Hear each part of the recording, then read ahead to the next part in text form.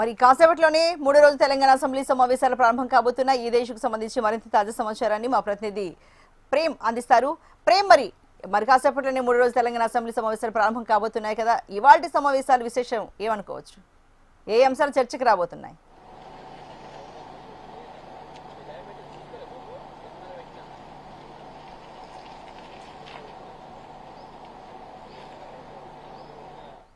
ప్రేమ్,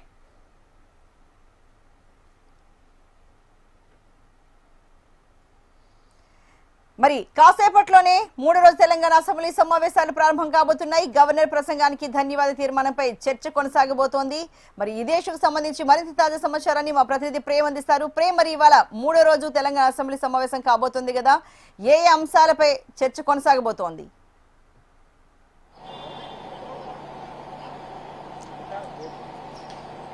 అర్చన, మీరన్నట్టుగా మరికొద్దిసేపట్లోనే budget sessions ప్రారంభం కాబోతున్నాయి. దీంట్లో ఇప్పటికీ ఏదైతే ఒకటి గవర్నర్ ప్రసంగానికి ధన్యవాద తీర్మానంపై చర్చ జరగబోతుంది. ఆ తర్వాత ప్రశ్నోత్తరాలకు సంబంధించినటువంటి అంశం, ఈ రెండింటిపై ప్రధానంగా ఈ రెండు సభలలో కూడా చర్చిస్తారు.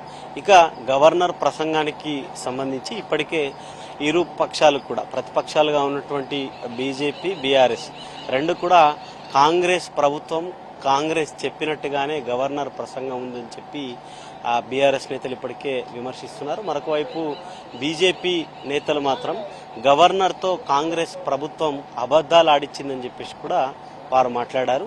ఇక కాంగ్రెస్ మాత్రం, కాంగ్రెస్ మొదటి నుంచి గత 10 ఏళ్లలో తెలంగాణ ఏర్పడ్డ నాటి నుండి ఇప్పటి వరకు 10 ఏళ్లలో చేయనటువంటి అభివృద్ధి కార్యక్రమాలను మా ప్రభుత్వం ఏర్పడ్డ 2.5 ఏళ్లలోనే అమలు చేశామని చెప్పేసి కూడా కాంగ్రెస్ ప్రభుత్వం చెప్తుంది. ఒకవైపు కాంగ్రెస్ అంటేనే ఆనాడు ఉమ్మడి రాష్ట్రంలో అయినా ఇప్పుడైనా కూడా రైతులకు, లేకపోతే నిరుద్యోగులకు, మహిళలకు పెద్ద ఎత్తున అభివృద్ధి కార్యక్రమాలు, పథకాలు తీసుకొచ్చింది కాంగ్రెస్ ప్రభుత్వం.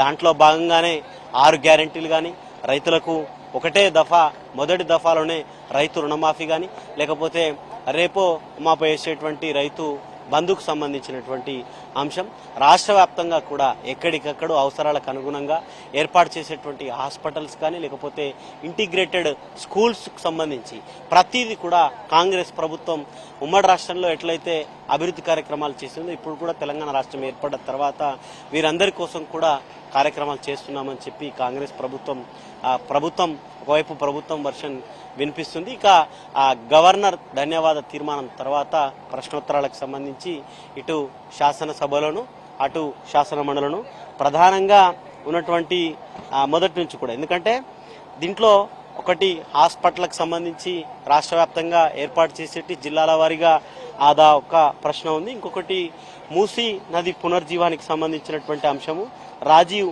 యువ వికాసం, ఈ 2 అంశాలపై కూడా పెద్ద ఎత్తున ఇటు అధికార పక్షానికి, ప్రతిపక్షానికి పెద్ద ఎత్తున చర్చ జరిగే అవకాశం ఉంది. ఎందుకంటే మొన్నటికి మొన్న కూడా CM Revanth Reddy power point presentation Musi నదికి సంబంధించి కానీ, లేకపోతే ఇటు గాంధీ సరోవర్, ఈ 2 అంశాలను జోడిస్తూ వారు ఇప్పటికే పిపిటి ఇచ్చినారు. దానిపై ఈ మూసీ నది పునర్జీవనంలో ఇంకా ప్రభుత్వం ఎట్లా ముందుకు పోతుందనే అంశంపై కూడా ఈ ప్రశ్న ద్వారా కొంత ఒక క్లారిటీ వచ్చే అవకాశం అయితే ఉండబోతుంది. ఇక రాజీవ్ యువ వికాసానికి సంబంధించి ప్రతిపక్షాలు, కాంగ్రెస్ ప్రభుత్వం ఏర్పడి 2.5 ఏళ్ళు అవుతుంది.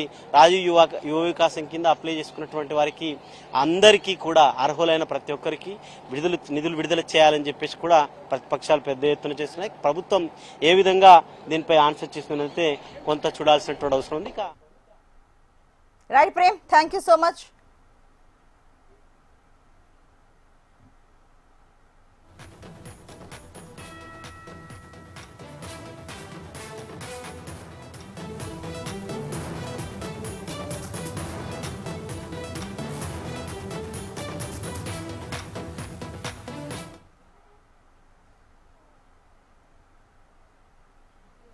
కాసేపట్లో 3వ రోజు తెలంగాణ అసెంబ్లీ సమావేశాలు ప్రారంభం కాబోతున్నాయి. గవర్నర్ ప్రసంగానికి ధన్యవాద తీర్మానంపై చర్చ కొనసాగబోతోంది.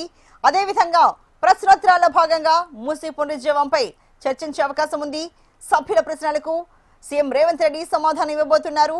బీఆర్ఎస్ సభ్యులు గన్ పార్క్ నుంచి నిరసనగా అసెంబ్లీలోకి వెళ్లబోతున్నారు.